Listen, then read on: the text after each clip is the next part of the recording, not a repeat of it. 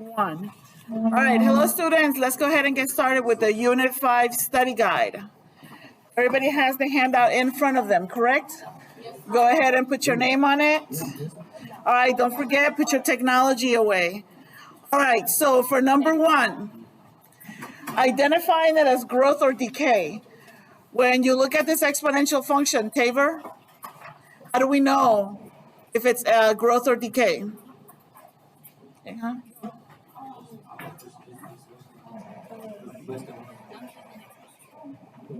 The number in the parentheses is? Less than 1. Less than 1. So if it's less than 1, actually between 0 and 1, then it's going to be decay. Clear? All right, we read graphs from left to right. So if you go from left to right, you'll notice that this is going down. Clear? So then this one symbolizes that it's decay.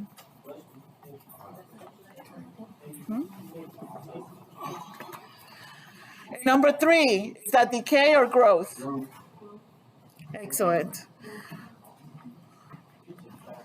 What about number 4? That's growth.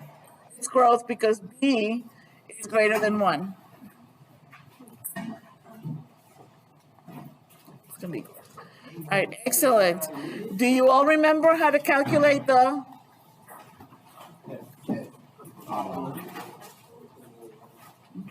In your phone and your AirPod.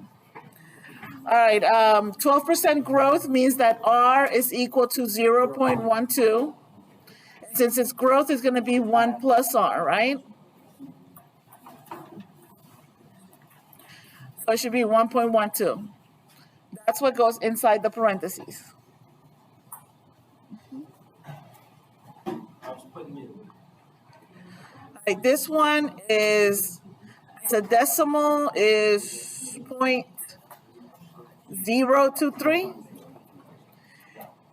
Because it's decay, is it going to be 1 plus R or 1 minus R? It's going to be 1 minus 0.023. I wrote the R and then I wrote the decimal, sorry. 0.023. And what is it? 977? So that would be the factor. So far, so good? All right, so why don't you guys calculate 11 and 12 on your own? Because growth has to be 1 plus R. If it's growth, it has to be 1 plus R.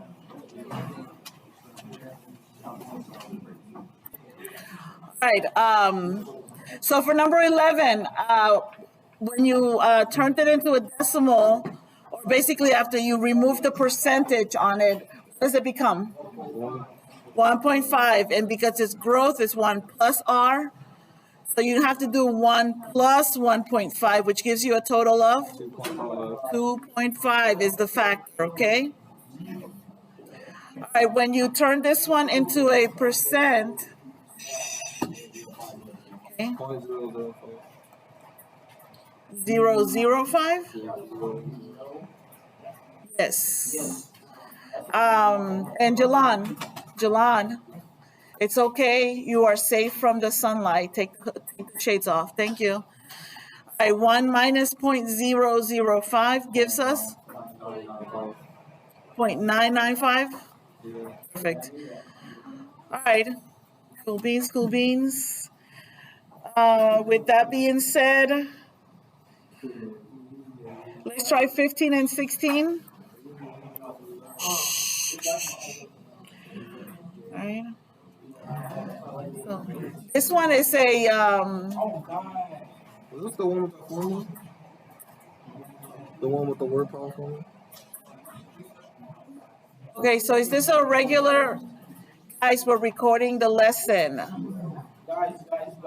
Fourth period. Thank you. All right, so I got a good question just now. Is this one the one where we use the formula? And the answer to that is yes and no. Because if you're referring to y equals a bx, where B becomes 1 plus R or 1 minus R, then the answer is yes. If you're referring to the compounding formula, R over N raised to the NT, then the answer is no. It has to say compounding in order for you to use this formula. Are there any questions on that part? Other than that, it's just a regular growth and decay problem. Okay. So this problem is going to be growth. So the B is going to become y equals A, 1 plus R raised to the X. This is given to you. This formula will be given to you. This one will be given to you.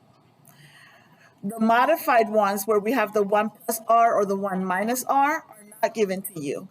That's a change that we have to make, which is every time we solve these problems, I always start from y equals A, B to the X, and we change B based on it being growth or decay. All right, so what are the three things that we need in order to answer this problem? We need A, we need R, and we need X. So if you would take a moment to read the word problem.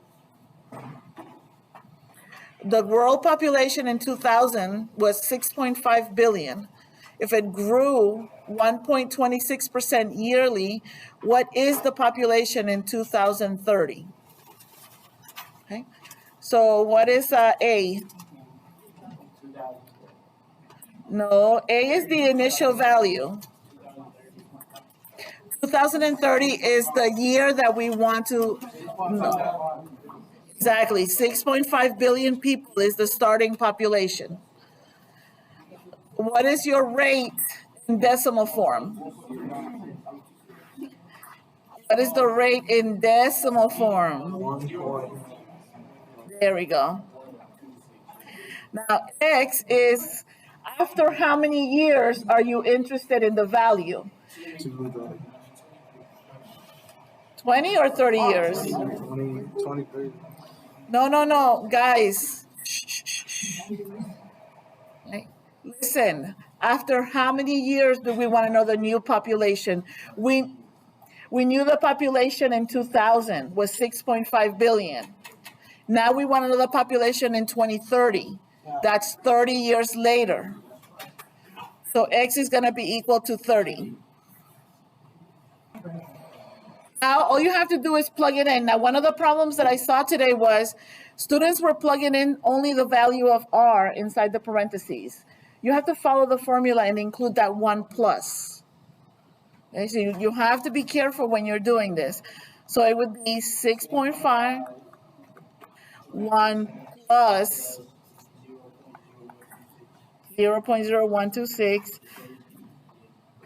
and then raised to the 30. So,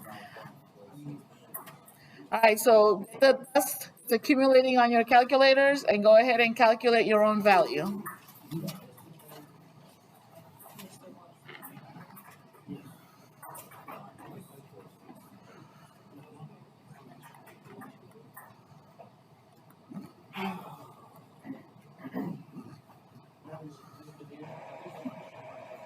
Somebody stole your calculator. Tell your mom, okay? She needs to buy you a new one.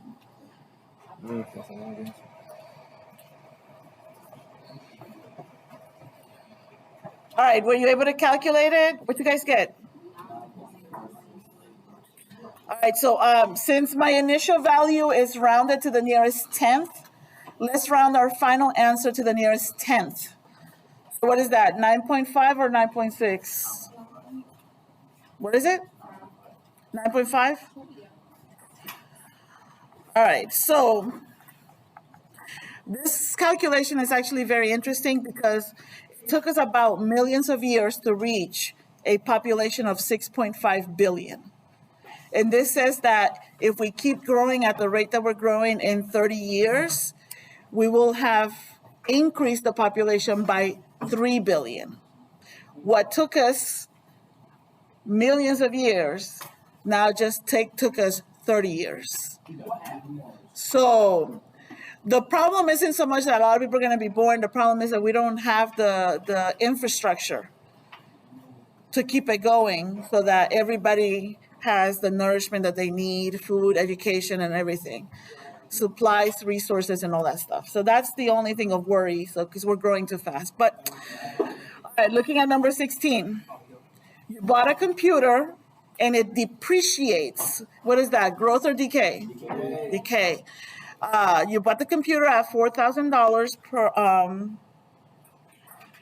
at a rate, and it's depreciating per year at a rate of 8.5%. We want the value after 5 years. All right, this is an exponential function. Is it growth or decay? We said decay, right?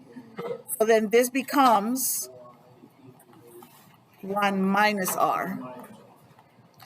So the three items that you need are a, r, and x. Then you're going to substitute it in, and you're going to use your calculator or Desmos. Please try not to sit there not doing anything. Okay. Engage in your calculations.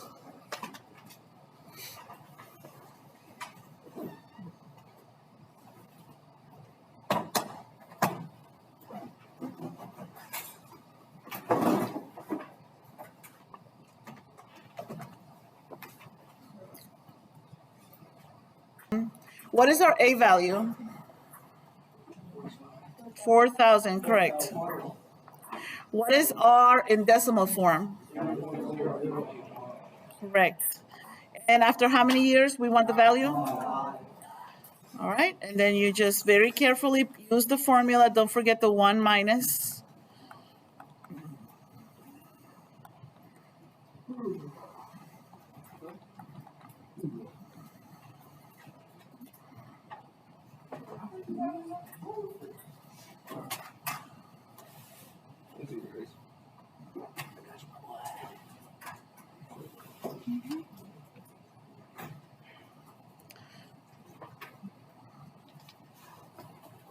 Okay, so what answer are you guys getting?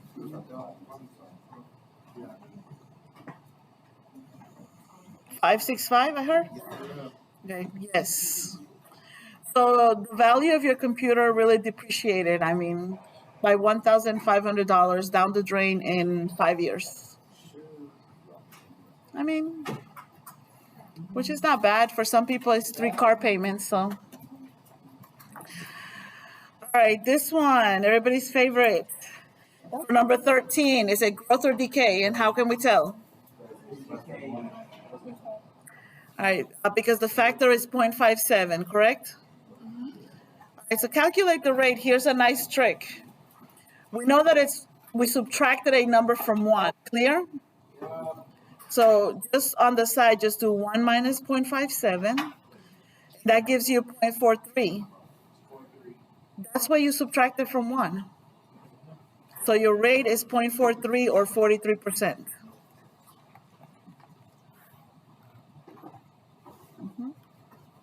Oh, and the initial value is 35.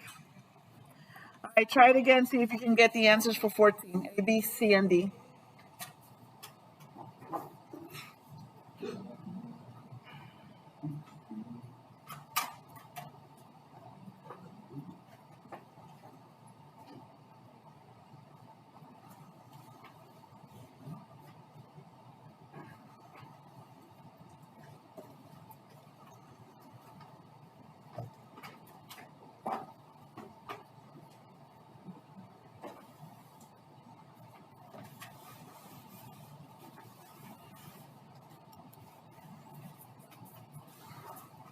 We good? All right, growth or decay? The factor is? And what's the rate? 0.25. There you go, 25%. And what was your initial value? There you go. Piece of cake. All right, so now this one says compounded quarterly. This is how you know that you're using that formula. And it will be given to you, but you have to know how to use it. Right, Jamarian? So what are the 4 things that we need to know in order to use the formula? Wait. Mm-hmm.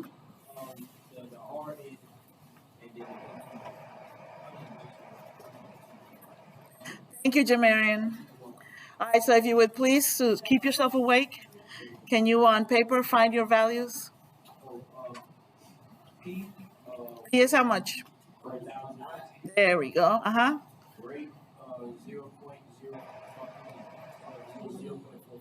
Okay, 0.045. Uh-huh.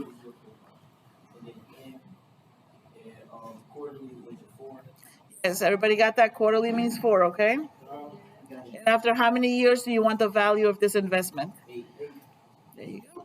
So everybody, please make sure that you substitute your values in correctly following the formula.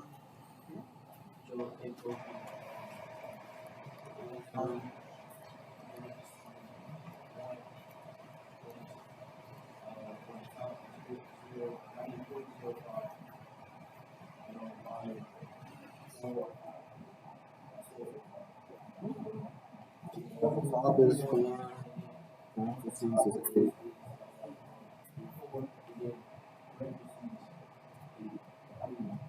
Yeah. Okay. Thank you, Jamarian. Like the rest of you guys, grab that calculator. Let's go and give an answer. It's all very easy when somebody else does it, but you have to make sure. 1430?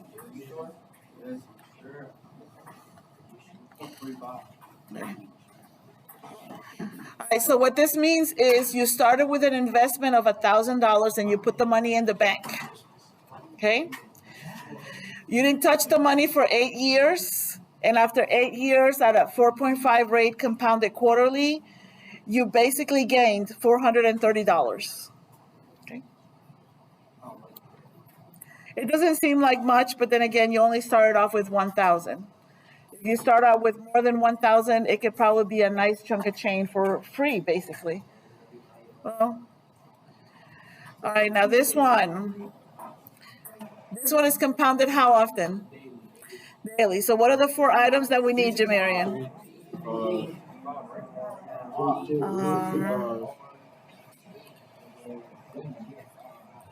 Wait, Jamarian, what is P? A price, which is 24,000. 24,000.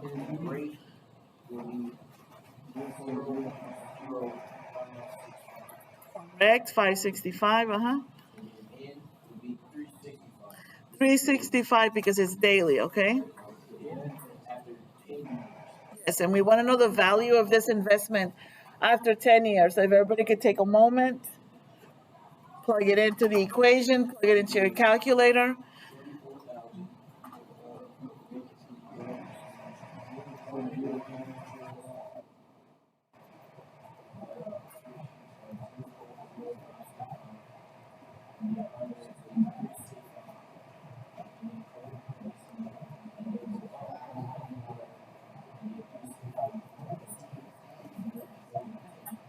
Thank you. Excellent. And that's a very excellent way of describing the equation and the writing process, okay?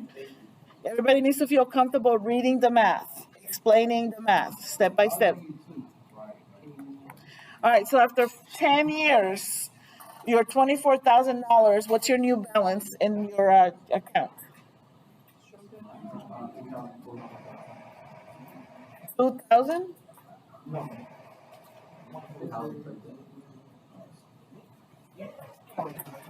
No, I think it's more than that. Check your equation. Did you forget the 1 plus or something?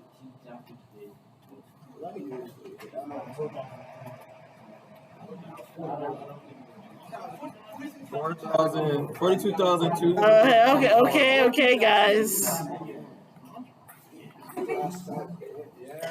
All right, there you go. And that's not bad. That's almost doubling your money. Okay. But you would not find an offer like this for such a small investment. So usually if they're going to offer you a deal like that, they expect you to at least your minimum deposit to be like 100,000 or 250,000, okay? Or more. Okay? All right, any questions on this part? All right, the last part is this one.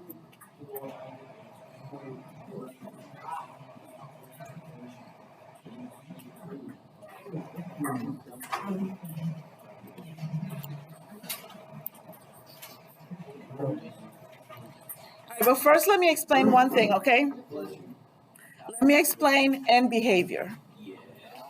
When we have a line, when you have a line, okay, Jalan, as x goes to positive infinity, okay? The function is this one right here, this arrow.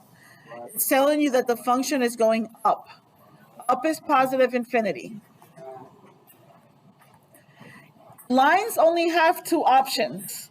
They either go up on one end and down on the other, or reverse, up on this end and down on the other. They're either going to positive infinity on one end, negative infinity on the other, or vice versa. Clear? But that's the part of being a line.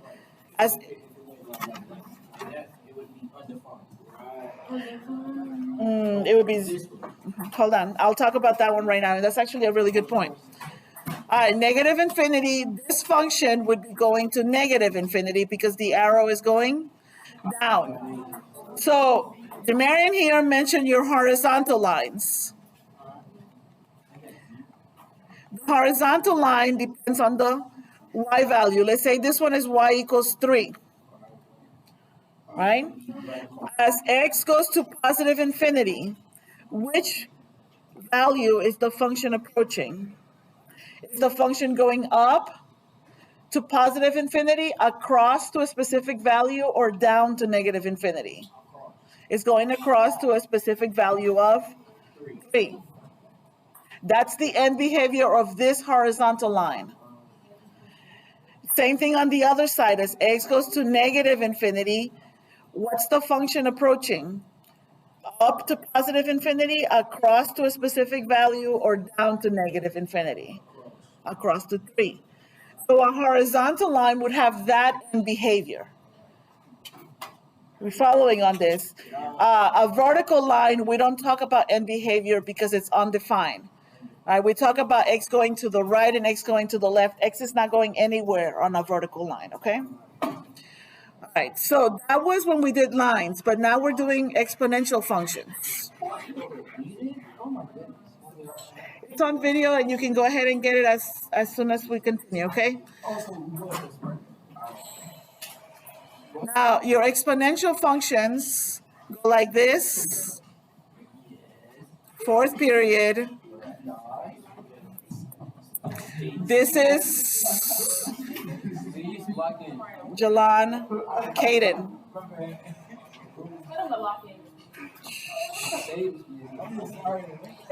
I'm recording, Jalan. I know you haven't quite grasped the fact that we're recording this. I really like to continue the lesson, okay?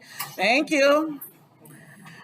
All right, exponential functions go like this, or like this, as far as we know, because I haven't talked to you guys about reflection or reflecting them over the x-axis, okay? The thing is, one side is always going to go across to a specific asymptotic value, and the other one is going to go up to positive infinity. On this case, this end is going to positive infinity, and this end is approaching your asymptotic value. Whereas in lines, remember, one was positive infinity, the other one was negative infinity. That's not the case with exponential functions. Exponential functions approach the asymptote on one end and infinity on the other. That's part of being an exponential function. Which asymptotic value would depend on what the asymptote is. Because we only started this and we didn't finish it, our asymptotes seem to be y equals 0 all the time. That's not the case. When we come back in January, we're going to talk about what happens when we move these functions around. Does the asymptote change? And yes, it does, okay? All right, but back to this. On the left-hand side, do you see that this function is going up? So we would say that as x goes to negative infinity, the function is going to positive infinity. All right, this is the left. On the right-hand side, would you say that the function is going across like this, trying to reach the asymptotic behavior? Exactly, never reaches it, never touches it. It'll never be a y equals 0 value. How do we write this for the end behavior? We say, well, as x goes to positive infinity, the value of the function approaches 0. It never becomes 0, but it approaches. Right? It's called true love in mathematics. They're going to be chasing forever this 0. Okay?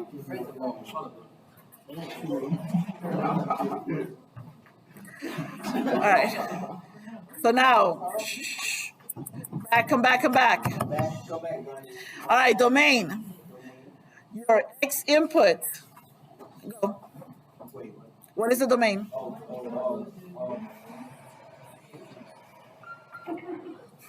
Excuse me, Mr. Lambert. All right. Now this one, domain is the input. You see how this function goes forever to the right? That means forever to the right is going to need x's. So positive infinity for x. See how the function on the left goes up forever? That means on the left you're going to need x's. So your domain is all the x's in the real domain, in the real number system. All right, so Ms. Medina, since all exponential functions behave the same, is that always going to be the domain? Yes. Yes, the domain will always be the same. Same thing for lines. Delon. Now, does this function give you positive y values or negative y values? Positive y values.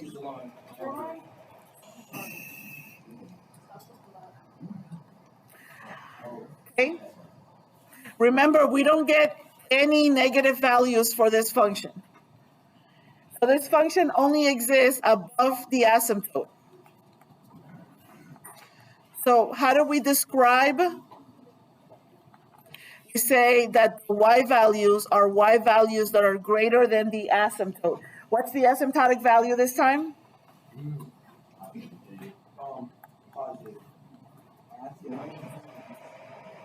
Do we agree that y equals 0 is the asymptote line?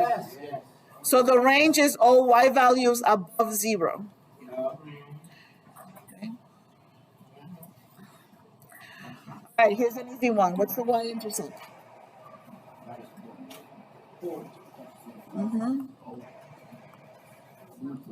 It is 4. All right, now stop and think before you answer this one. What is the x-intercept? Beautiful. There isn't one. Why? So beautiful. There isn't one. Wait, hold on. Dwight, what was the reason for there not being an x-intercept? Huh? Oh my God. Okay. It never crosses that line, right? It never crosses the x-axis. So there is no x-intercept. Okay, good job. Oh, man. All right, next time I'll catch him. That's okay. All right, do we have an interval of increase? No. All right, for those of you saying yes, where is this function increasing? Is there a section where this function is? Exactly, so there isn't one. All right, where is the interval of decrease for this function? Yes, it is always. So negative infinity to positive infinity.